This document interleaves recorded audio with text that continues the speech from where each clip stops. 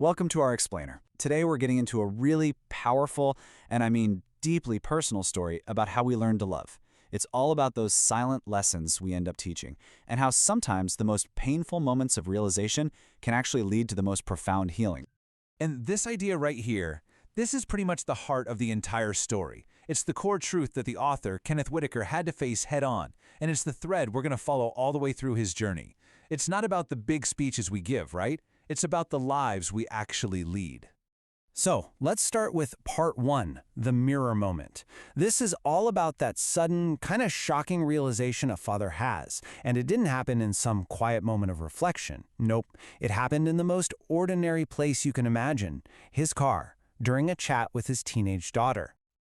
So picture this. He's picking her up from school, just a normal day, and she starts talking about this new guy she's seeing. Now, as a parent, you kind of brace yourself for these conversations, don't you? You get ready to give the big dad talk. But this time was, well, it was different. She's describing a guy who on the surface sounds amazing. He's charming, he's fun, everybody likes him. But then she describes this other side, a guy who's like an emotional ghost. You know, he's physically in the room, but his heart, his real self, that was just completely walled off. And here's where the story gets really, really sharp. She talks about this emotional whiplash, right? He'd just vanish, go totally silent, then pop back up with apologies and excuses. And when she would ask for just a little consistency, he'd flip it on her, telling her she was being needy or too much. Does that sound familiar to anyone? And bam, this is the moment that just shattered everything for him. As he's listening to her, it dawns on him. She's not describing some random high school kid. She is describing him, the version of himself he'd been ever since his divorce. For years, he'd been telling her what a healthy relationship looked like, but she was learning from what he was doing. Okay, so that brings us to part 2, the unspoken lessons.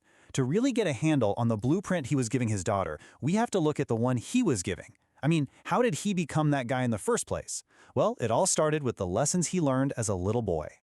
You see, these patterns, they start so early. As a kid, he was taught that a man's job was to perform, to provide, but never, ever to feel, at least not where anyone could see.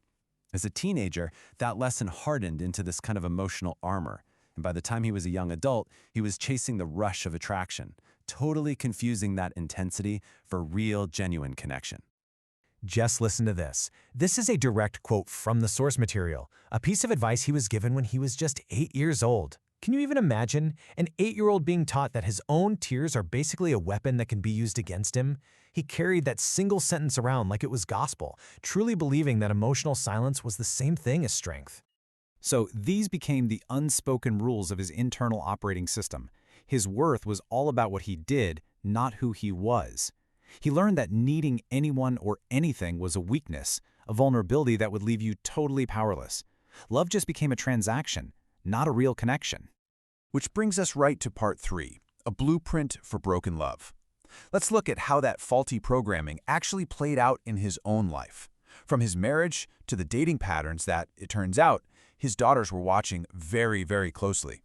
And here you can just see this incredible disconnect between his words and his actions.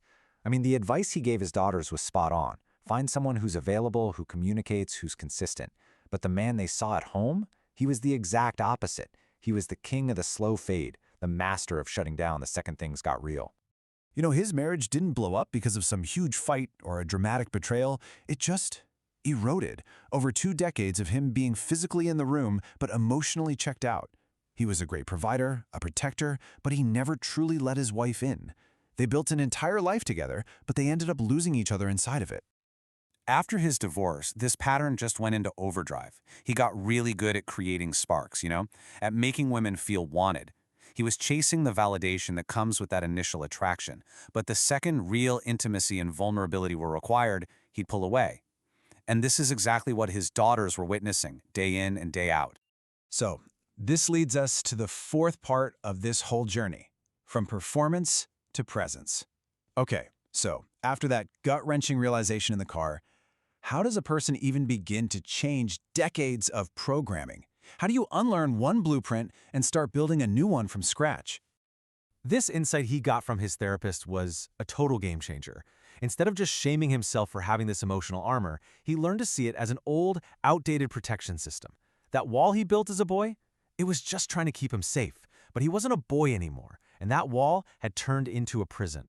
So he had to completely redefine what it meant to be there. It wasn't about showing up to the school play anymore. It was about showing up for the uncomfortable feelings. It stopped being a performance for an audience. It became about the quiet courage to just be fully human, flaws and all. And this wasn't just some theory, it became a daily practice.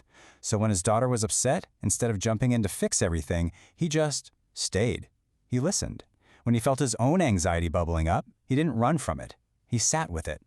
And, maybe most importantly, he started letting the real, messy, imperfect version of himself actually be seen.